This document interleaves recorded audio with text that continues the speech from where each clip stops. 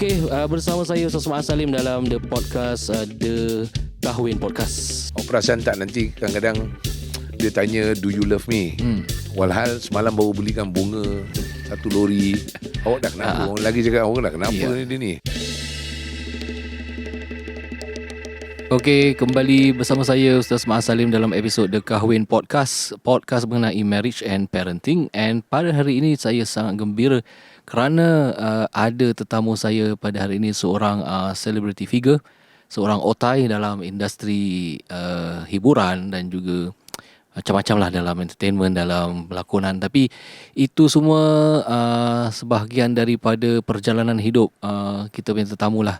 Dan saya tertarik kalau setiap kali beliau kongsikan mengenai kisah kejayaan dia, kisah keluarga dia, dan beliau juga seorang yang sebenarnya banyak ilmu dan pengalaman.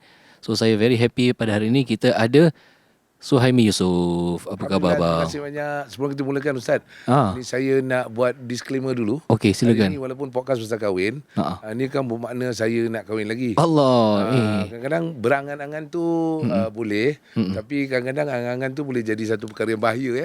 Saya harap isteri saya sedang mendengar ni. Don't worry, I only one woman man. Bang, dah lama kahwin pun masih segan-segan dengan isteri. Mesti segan. segan. Kalau dah tak tahu malu tu tak tahu apa nak buat kan. Itu penting. Sebab apa, kalau ada segan, kita mesti ada sedikit batasan kan. Kalau tidak nanti semua main rebas saja, susah. Jadi isteri pun mesti ada segan sikit dengan suami. Suami pun ada segan sikit dengan isteri. Dan ini yang segan-segan ni kira macam malu-malu kucing lah.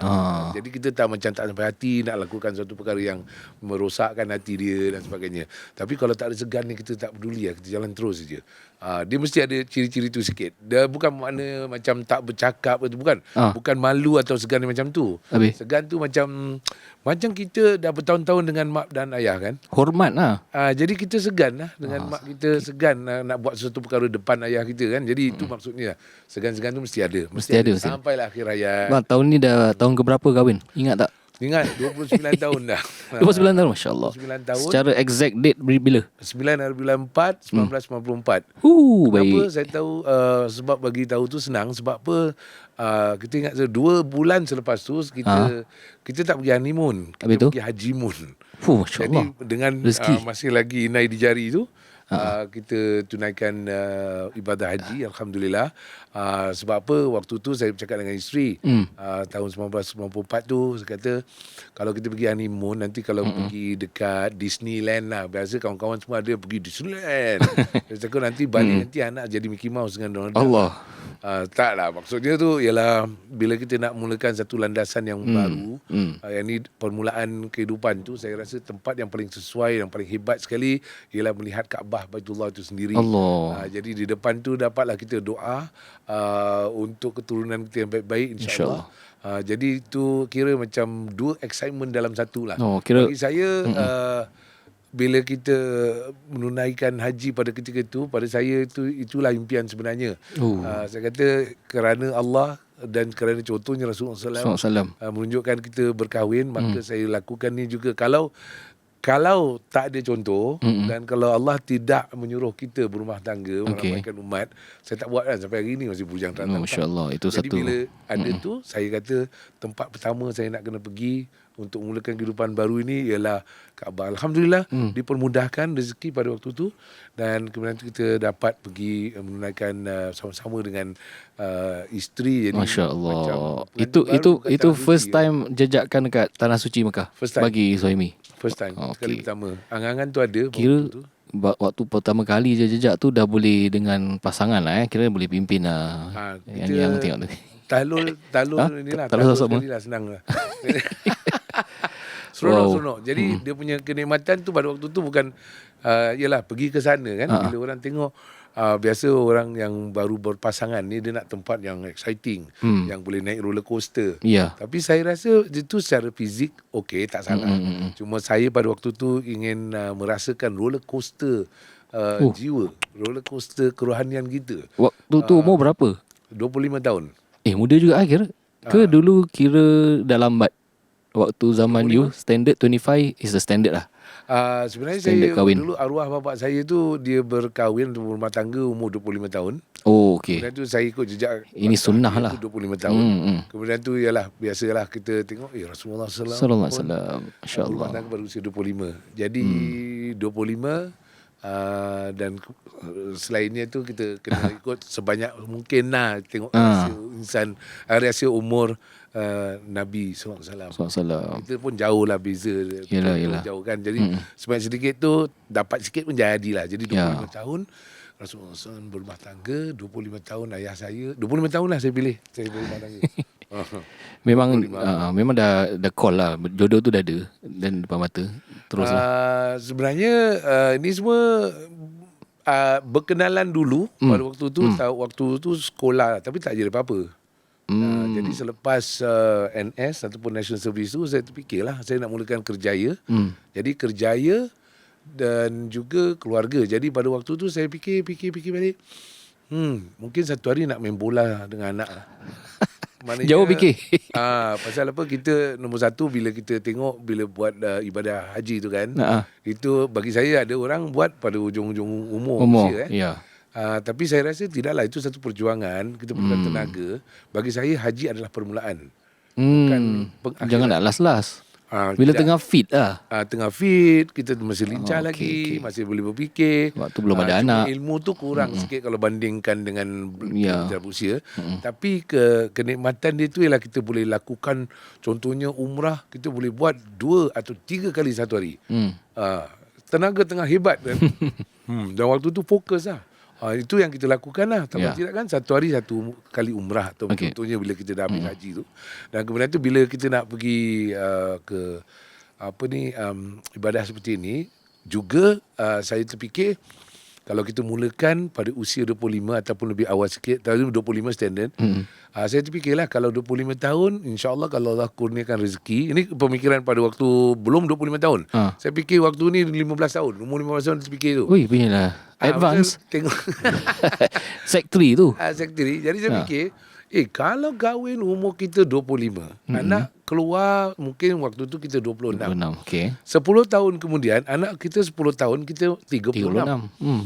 Kalau anak tu dah 20 tahun, kita 46. Maknanya bapak mesti ada, mak atau bapak tu mesti ada tenaga kan. Dia boleh berbincang, boleh berfikir. Dia punya pemikiran masih tangkas lagi. Tapi kalau kita berusia, kita lambat-lambatkan, kemudian tu kita letaklah kita kahwin umur 35. 35 kita berkahwin, kemudian tu anak tu tahun depan dapatlah satu anak. So 35 tahun tampallah lagi 10 tahun, maknanya kita 45 anak kita baru 10 tahun. Betul. Kita masuk 55 baru 20 tahun. Tapi kalau orang yang kahwin umur 45, aduh makin. Jadi bila budak-budak ni dewasa, itu bagi saya adalah hak anak-anak. Anak-anak berhak, kita kena bagi dia hak dia. Anak-anak waktu umur 1 hingga 10 tahun tu dia nak bermain-main. Jadi bapak ni kalau penat bekerja balik dah lipat. Bayangkan dah tak ada tenaga saya ni sekarang dah masuk 54, 53, 54. Bayangkan saya ada anak 2 tahun sekarang. Jangan kata kerja, saya balik tengok dinding aja dah penat. Jadi hak pada anak tu tak dapat ditunaikan. So saya kira ini ada matematik sikit lah. Betul. Ini bukan setakat bercakap. Jadi waktu tu pemikiran saya kalau kahwin pada usia ni, saya masih lagi ada tenaga dalam masa 10-20 tahun. Jadi dia kena calculate lah. Dia tak boleh macam, jangan tengok rancangan romantik kat TV ke movie kan. Yalah. I love you, you love me, I kentut, you lari. Lepas tu kita pun ikut, boleh apa, ini setengah pelakon Hollywood tu dah berusia baru nak berkahwin. Jadi kerjaya dulu. Bagi saya taklah, wa mimma razaqnahum yunfiqun. Itu satu pemberian rezeki. Rezeki bukan masalah kita sebenarnya. Masalah kita ialah untuk menjadi baik. Hebatkan lagi kemahiran kita. Kemudian tu Allah bagi rezeki. Kalau kita fikirkan rezeki, bukan maksud tu, ini terkait lah kan. Jadi saya kata tak payah bimbang lah. Jangan bimbang. Saya pergi haji pun saya tak tahu. Pada usia waktu tu baru 2 tahun pergi kerja. Tahu tak berapa gaji saya waktu kat radio dulu? Boleh saya kalau nak kongsi? $900 je. Allah. $900 kerja 2 tahun. Lepas tu yang saya heran sampai hari ni tak dapat jawapan lah. Macam mana aku boleh mampu buat macam ni Sebab niat amalu bin niat kan. Jadi saya niat nak pergi, Allah datangkan rezeki tu. Jadi suami isteri saya pergi. Kita suami isteri pergi. Kemudian tu bapa mentua saya, ibu mentua pun pergi pada waktu tu, tapi dengan lain jemaah lah. Lain jemaah. Okey. Jadi macam wow. Mana datang. So bila balik tak berhutang dengan orang, tak ada apa, malahan ditambah lagi. Sehingga pula tempat Jordan, sekali pilot tu kata okey, kita kena stranded kapal terbang ni. Jadi pilot cakap okey, kita akan duduk. So ada extension lah, kita 3 hari kat Jordan. Wow. Free tour. Free tour. Free hotel, free tour. Itulah. Rezeki. Jadi happy lah bila kita kenang-kenang balik dengan isteri. Saya kata alhamdulillah tu satu langkah yang kita pun tak tahu waktu tu, tapi bila kita ingat balik itu satu langkah yang tepat, dan mudah-mudahan Allah bagi berkat barakah kepada keluarga lah. Jadi balik tu dapatlah satu anak Mekah. Oh, kira apa, baby Mekah. Masih bau Mekah. Made in Mekah. 40 Made in Mekah. Made in Mekah. Masya Allah. Okay, so bila makin lama makin kita bersama pasangan, kadang-kadang rasa macam bosan. So macam mana nak spark that balik? Kemesraan lah. Ikut your pengalaman. Memang cun sama-sama lah. Itu kira adventurous lah. Alhamdulillah bagi kita sebenarnya ini orang lain mungkin ada cara itu sendiri, tapi apa yang saya lakukan ialah nombor satu, tanggapan antara kita lah, antara suami dan isteri. Jadi bagi saya isteri ni dia selalu nak dengar ayat-ayat yakin. Dia bukan ayat cinta, ayat yakin. Sebab orang perempuan ni, dia sebenarnya bila tanya, kalau kita dah berkahwin dah sekian lama, awak perasan tak nanti kadang-kadang dia tanya, do you love me? Walhal semalam baru belikan bunga 1 lori. Awak dah kenapa? Orang lagi cakap, awak dah kenapa ni dia ni? Lepas tu nanti dia banyak invisible language. Nanti dia jalan kat depan tu kan, tak perasan ke, dia kata. Tak perasan apa kasut ke, apa ke, tudung ke, Allah Akbar, susah. So ni ada a bit invisible language. Tapi yang paling penting tu sekali ialah ayat-ayat yakin. Jadi suami ni nak kena di ilmu perempuan sikit lah, ilmu apa? Dia meyakinkan perempuan lah. Cuba dia nak dengar satu perkataan je daripada 7 billion people kat dunia ni. You are the only one yang very special. That's why I marry you. Allah. I love you. I love you. Jadi itu satu. Kemudian tu bila kita bergurau, satu ialah kita senang, kita mudah sebab masyarakat Islam ni dia dah banyak panduan kan, Ustaz sudah maklum bahawa kadang-kadang bila Rasulullah SAW tu ada nama-nama panggilan yang mesra. Orang luar tak tahu. Kalau orang luar tahu Aisyah saja kan, kat luar nama official Aisyah radhiyallahu anha. Tapi bila kat rumah kan ya Umairah. Si Jambu Jadi kita pun ada juga kat rumah, isteri saya ada banyak nama. Jadi banyak nama tu rahsia kita je. Dan dia pun panggil saya banyak nama juga. Jadi bila kita saling, nombor satu, istilah panggilan tu kita mesra dan orang lain tak pakai. Dan dia bukan macam ni sekarang kan, orang pakai ada istilah yang very common kan, macam B lah, dia ada honey, darling lah, honey lah. So saya dengan isteri kata tu biasa-biasa. So tak boleh share lah dengan kita. Tak boleh. Kalau boleh share saya kena kahwin awak. Allah Akbar. So jadi, dia ada banyak nama. Banyak nama. Panggilan tu bergantung kepada kemesraan kita lah kan. Kemesraan ataupun keadaan emosi. Tak, dia kalau kita mula panggil dia dengan nama manja, nama-nama yang style sikit, yang kita je tahu, itu akan masukkan emosi yang positif. Sebab kita itu kira macam private name untuk you, gelaran. So dekat rumah kita ada gelaran, so dekat luar pun depan orang pun kita ada gelaran teknik sendiri. Itu penting. Tapi anak-anak pun tahulah. Anak-anak tahu tapi dia tak tahu sangat. Sebab ini rahsia suami isteri je. Kira bila bukan depan anak tak, depan anak lain. Depan anak ada orang panggilkan mami lah, daddy lah. Jadi kita pun ada lah sendirinya. Ini bila privacy. Antara suami isteri, even anak-anak pun ada setengah nama dia orang tak tahu. Itu antara kita je. Ini sebab tips bagus ni. Ini itu untuk bukan apa tahu, bukan rasa kendur. Maknanya bila kita dah mula tanamkan benih ni, nanti dia akan tumbuh sebagai pokok. Jadi dia untuk mengelakkan dan mencegah lebih baik daripada mengubati. Jadi sebelum apa-apa berlaku, kita ada nama mesra kita sendiri. Kita punya code word sendiri. Jadi terpulang lah. Ada orang boleh panggil bapaknya, baby lah, panggil tapi maknya. Maknya kita dah lama mengharamkannya di rumah. Allah. Sebab bapaknya tu siapa kan, maknya tu siapa kan, nya tu siapa. Tu, Nasib baik tak panggil bapak nyet, mak nyet sebab apa, itu macam gurauan, tetapi gurauan tu mungkin dia tidak memesrakan. Itu yang pertama lah. Yang kedua ialah alhamdulillah saya dikurniakan mulut yang banyak bercakap. Tak banyak bapa-bapa ataupun suami yang banyak bercakap kat rumah. Sebab ni penting ni. Kalau tak ada, nak kena latih. Bapa nak kena cakap. Sebagai pemimpin di rumah, kita kena bercakap. Kita mesti, kan pemimpin tu berpidato. Betul. Kalau bapa tak cakap, macam mana orang nak tahu apa nak dipimpin kan? Ya. Nak disuruh dan sebagainya. So bapa kena berbual. Bapa kena bercakap. Dan untuk bapa bercakap, bapa kena baca.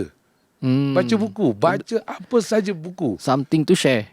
To Dan impart itu the knowledge untuk, berkongsi itu adalah bahagian kedua. Okay. Tapi bahagian pertama, kita sebagai bapa, sebagai pemimpin, sebagai pembaca, kita meningkatkan pengetahuan kita, meluaskan. Jadi kita faham banyak perkara. Masalahnya tak ramai orang suka baca. Masalah kedua tak ramai bapa yang bercakap. So bila bapa tak bercakap, komunikasi breakdown lah. Komunikasi di rumah tu breakdown.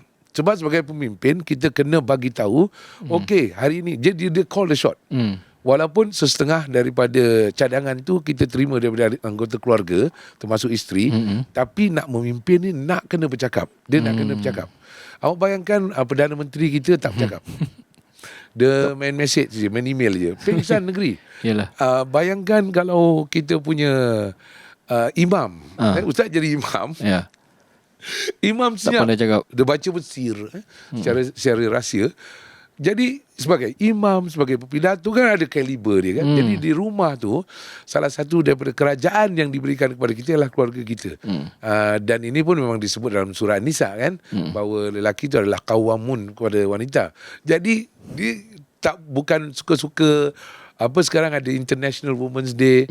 Ini bukan daripada International Men's Day. Ya. Ini daripada Allah Subhanahu Wa Taala. Betul. Jadi qawamun, lelaki, man is the qawamun or the caretaker protector of woman, because Allah Subhanahu Wa Taala protects the man, so that he will provide kan. Jadi kita dah faham peranan kita.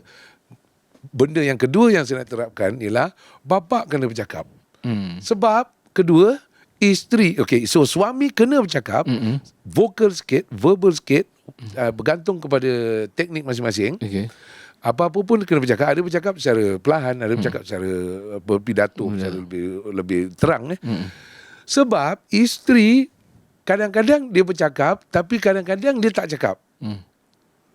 Dia tak perlu cakap. Dia expect the suami mind read. Mind reading. So ini paling penting ialah komunikasi. So sebelum nak jawab tadi tu, panjang sikit dia punya mukadimah ni. Mukadimah bunga-bunga dia. Sebab kalau kita naik bosan dengan wajah isteri, naik bosan dengan wajah suami, satu benda je saya boleh katakan, komunikasi dia rabak. Komunikasi dia tak tanam sewaktu dia berumah tangga. So bila communication breakdown, everything breaks down.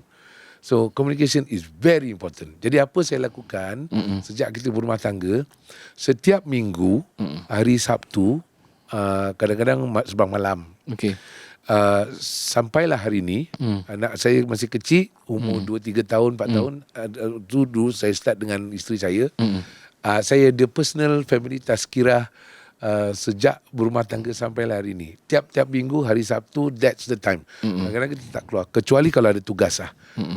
Jadi bila kita bertazkirah tu, maknanya kita reflect juga apa sebahagian ni. Saya mengajar. Ni waktu makan ke atau memang ada sesi khusus? Khususan kita peruntukkan selepas maghrib sampai waktu isyak. Setiap minggu tazkirah mesti lain semua, bukan makan, tak ada. Dia memang dekat rumah duduk. Jadi saya kena jadi imam lah di rumah. Dia exactly lepas dah tahiyat akhir, lepas tu pusing doa, lepas tu tazkirah lah. Tazkirah kat situ secara formal.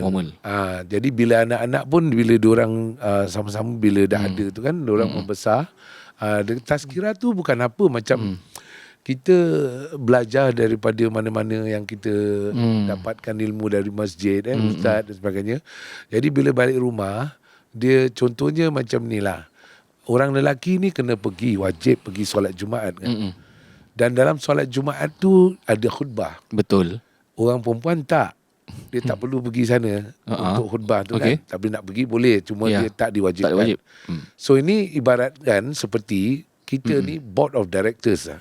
Kita ni ada department. Jadi bila CEO panggil untuk sampaikan pesanan, kan semua director ni semua akan pergi. Turun. Bayangkan the head of department tu balik kepada department punya orang tanya, tadi tu briefing pasal apa? Entah, tak tahu. Jadi saya ambil pengajaran tu daripada khutbah. Betul juga Saya sebagai Allah SWT suruh kita ni, suami-suami ni pergi. Belum bersuami pun lelaki kena pergi. Itu attend board meeting tu. Jadi bila berkhutbah tu, itu dia punya point, briefing, weekly briefing. So adalah wajib bagi kita menyampaikan kandungan tu untuk orang-orang kita di rumah, termasuk isteri dan anak-anak. So kalau kita tak buat, maknanya kita gagal sebagai head of department. Itu tanggungan kita. Tak ada orang letak pistol kat situ, tapi kita kena buat. Sebab kita rasa bertanggungjawab. So tazkirah saya tu bergantung kepada khutbah Jumaat juga. Apa yang dibincangkan tu hari Sabtu lah saya pilih kan. Jadi ni 2 hari yang disebut dalam Quran, apa, Jumaat dan Sabtu. Jadi Sabtu tu tazkirah saya personal dengan isteri. So isteri tak pergi solat Jumaat. Jadi bila kita sampaikan tu, yang cantiknya tu kan, itu satu komunikasi. Dan makin lama sebenarnya bila komunikasi tu bagus, makin lama makin sayang pula tengok muka. Sebab kita selain daripada sayang, datang sifat empathy, simpati. Makin mesra. Dan kita boleh bergurau tentang apa saja. Sebab dengan suami dan isteri ni tak ada limit lah. Tak ada limit. Kita boleh berjenaka. Betul, saya tak malu dan tak segan kalau nak cakap nak bergurau kotor ke cakap kotor, yang halal dengan isteri je, dengan suami je. Lain orang jangan nak berjenaka, nak jangan bertepuk tampar kat tempat kerja. Nak bertepuk tampar sebab isteri ada lesen tu. So, suami ada lesen tu. Terima kasih lah. Tu satu tips yang baik. InsyaAllah. Ada tazkirah mingguan sebab kadang-kadang kita, yalah, lepas dah imam kan, kita wirid-wirid sikit-sikit dah, that's it, jalan. Time makan baru berbual. Tapi nak kena ada satu formality lah, format yang pasal saya selalu buat show kan. Saya dapat tengok bahawa penonton ni kadang-kadang dia beri perhatian. Setengah show tu macam contohnya kalau buat di majlis perkahwinan, tak ada orang pun kisah tentang pengacara tu. Orang sibuk dengan makan, orang sibuk dengan jumpa orang lain. Jadi focal attention tu mungkin dalam 20%. Tapi bila kita dalam satu teater, kita duduk, kita tengok drum pementasan kan, dia punya fokus 100%. Jadi bila kita ada fokus tazkirah, kita bukan itu aja. Maknanya kita tempat lain pun nanti kadang-kadang waktu makan tu pun kita ada bercakap lah juga kan. Benda yang boleh memanfaatkan, maknanya where do we go next contohnya. Dan bila kita buat satu tu fix, maknanya semua dah automatik lah. Sekarang semua dah automatik. Maknanya dia dah buat plan, walaupun budak-budak dah besar, isteri sibuk apa benda, boleh tahu aja hari Sabtu duduk pukul 7 sampai pukul 8 tu mana is our family time. It's not disturbed. The world can step aside. The world can, tak penting. Sebab itu penting bagi saya. Itu bila menjalin silaturahim tu antara suami isteri, kemudian tu anak-anak saksi kan. Anak-anak pun terima inspirasi. Sebab kita ni bila ada anak-anak, kita jadi hero dan heroin untuk anak-anak. So hero mesti style sikit lah untuk anak-anak. Dan heroin pun dia tunjuk. Bukan kita nak flaunt dekat luar, tidak.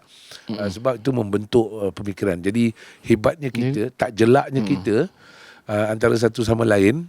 Kalau nak kaitkan dengan soalan Ustaz tadi tu, kalau suami tak jelak pada isteri, isteri tak jelak pada suami, maka itu satu hari nanti bila dah tua, dah kerepot, rambut dah uban, gigi dah tak ada, anak-anak takkan jelak dengan kita. Itu punya investment lah. Daripada kecil dia nampak bapak tu yang create that system. Dan juga leadership penting. Bapak aku ada leadership. Lepas tu kita revive lah. Kita revive. Nanti dalam 5 tahun dah penat panggil nama setengah nama tu, kita upgrade lah. Nama pun boleh tukar. Panggil lah. Gunakan apa-apa yang cute-cute lah. Satu je tak ada. Tak boleh share dengan kita nama dia. Apa nama Nama tak boleh. Tak boleh lah nanti. Nanti WhatsApp lah. Sebab apa? Ini kita bagi contoh lah. Contoh macam Rasulullah tu ada, Rasulullah SAW ada contoh kan. Humairah tu apa? Makna Allah tu Arabiah Ustaz. Humairah tu maknanya kemerah-merahan. Ya, dia panggil jambu. Sebab apa? Jambu. Jambu lah, gila. Jambu.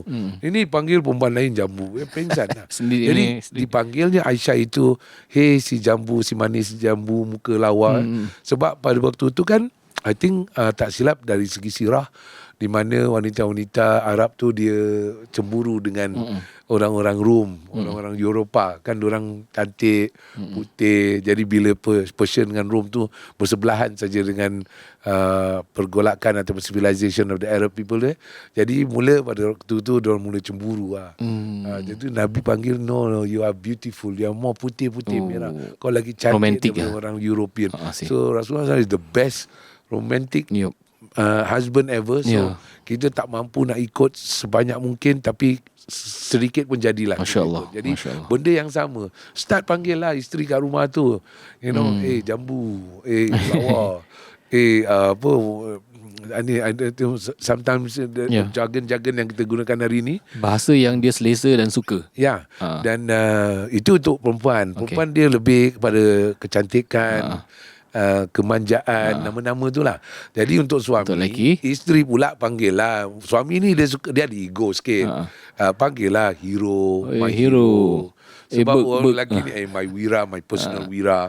Jadi bila ramai-ramai orang, isteri tengok suami tu sebagai hero, dan ramai-ramai wanita, suami tengok isteri tu yang paling lawa, that's it. Rumah tangga takkan pudar. InsyaAllah. Allah dah janji kan dalam di mana bila kita bersama suami dan isteri, Allah letak dia punya perasaan, the compassion between us. Itu yang tandanya barakah, mawaddah, sakinah, rahmah. Dan dia lebih mesra, makin lama makin mesra. Dan ini sebenarnya adalah satu bila kita, ini yang bagus bila kita membaca dan tazkirah, bila cakap macam ni kan anak-anak, bila kita rasa macam mana tu, makin lama makin mesra. Makin lama makin bercinta. Kalau orang dulu cerita pasal, yelah, diorang tak kenal, lepas tu terus berkahwin, kita baru kenal. Ini sebenarnya satu contoh di mana kalau kita lihat keadaan hidup nanti, insyaAllah di akhirat, di syurga kan, bila orang syurga suka komplain kan, betul tak Ustaz? Dia komplain, bila nak makan apa, dia tanya pada malaikat ni makan buah ni juga. Lepas tu kata, tak, semalam kita dah makan apa? No, malaikat kata makan lagi. So bila dia gigit dan makan, sebenarnya rasa dia tu lebih sedap daripada semalam. Dan hari ketiga dan selanjutnya dia makin lama makin sedap. Jadi ilmu ni pun sama juga, mesraan ni pun sama. Ini nikmat sikit aja Allah kasih.